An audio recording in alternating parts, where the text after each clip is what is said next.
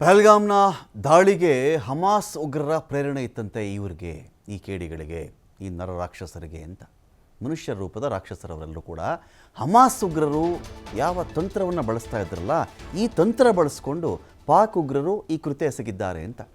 ಧರ್ಮ ಪರಿಶೀಲಿಸಿ ಪ್ರವಾಸಿಗರನ್ನು ಹತ್ಯೆ ಮಾಡಿದ್ದಾರೆ ಉಗ್ರರು. ಇಲ್ಲಿ ಇಸ್ರೇಲ್ನಲ್ಲಿ ಪ್ರವಾಸಿಗರ ಮೇಲೆ ದಾಳಿ ಮಾಡಿದ್ದು ಹಮಾಸ್. ಅಲ್ಲೊಂದು ಸಂತೋಷಕೂಟ ನಡೀತಾ ಇತ್ತು. 2-2.5 ಸಾವಿರ ಜನ ಇದ್ದರು.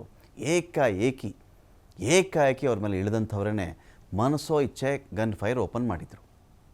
ಅಲ್ಲೂ ಕೂಡ ನರಮೇಧ ಆಯಿತು. ಆಮೇಲೆ ಇಸ್ರೇಲ್ ಹಮಾಸ್ ಮೇಲೆ ಮುಗಿಬಿದ್ದಿತ್ತು. ಗಾಜಾ ಪಟ್ಟಿ, ಆನಂತರ ಹಮಾಸ್ ಉಗ್ರರ ಮೇಲೆ ದಾಳಿ, ಅದಕ್ಕೆ ಕೆಲವು ದೇಶಗಳ ಬೆಂಬಲ.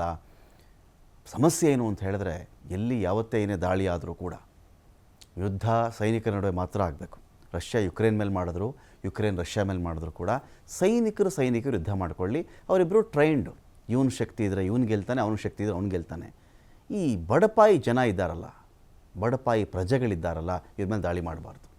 ರಷ್ಯಾಲಿ ಯುಕ್ರೇನ್ ಮೇಲೆ, ಯಾವುದೋ ಕಿಂಡರ್ ಗಾರ್ಟನ್ ಮೇಲೆ, ಹಾಸ್ಪಿಟಲ್ಗಳ ಮೇಲೆ, ಮಾಲ್ಗಳ ಮೇಲೆ, ಮಾರ್ಕೆಟ್ಗಳ ಮೇಲೆ, ಜನವಸತಿ ಪ್ರದೇಶಗಳ ಮೇಲೆ ದಾಳಿ ಮಾಡಿ ಸಾವಿರಾರು ಜನನ ಕೊಂದು ಹಾಕ್ತಲ್ಲಿ, ಮಕ್ಕಳ ಅನಾಥರಲ್ಲಿ.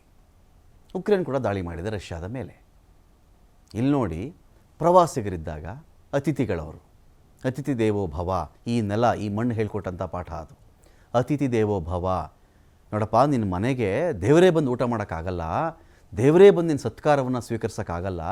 ದೇವರ ರೂಪದಲ್ಲಿ ಅತಿಥಿ ಬರ್ತಾನೆ, ಅವನಿಗೆ ತೃಪ್ತಿಯಾಗಿ ಚೆನ್ನಾಗಿ ನೋಡ್ಕೋ, ಅವನನ್ನು, ಅವನಿಗೊಂದು ಒಳ್ಳೆ ಭೋಜನ ಕೊಡು. ಅತಿಥಿ ದೇವೋ ಭವ ಅಂತ ಹೇಳಿದಂಥ ಮಣ್ಣು ಇದು. ಈ ಮಣ್ಣಲ್ಲಿ ಅತಿಥಿಗಳು ಬಂದರೆ ಅತಿಥಿಗಳನ್ನ ಸಾಯಿಸು ಅಂತ ಇವ್ರು ಮಾಡೋ ಕೆಲಸ. ಇಸ್ರೇಲಲ್ಲಿ ಹಮಾಸ್ ಏನು ಮಾಡಿದರೋ ಅದೇ ಮಾದರಿಯಲ್ಲಿ ಪಹಲ್ಗಾಮ್ನಲ್ಲಿ ಉಗ್ರರು ಮಾಡಿರ್ತಕ್ಕಂಥ ದಾಳಿ ಇದು. ಹಿಂದೂ ಪ್ರವಾಸಿಗರನ್ನು ಧರ್ಮ ಹುಡುಕಿ ಟಾರ್ಗೆಟ್ ಮಾಡಿ ಆದಂಥ ದಾಳಿ ಇದು. ಗುಂಡಿನ ದಾಳಿಯಲ್ಲಿ 28 ಪ್ರವಾಸಿಗರು ಸತ್ತು ಹೋದರು.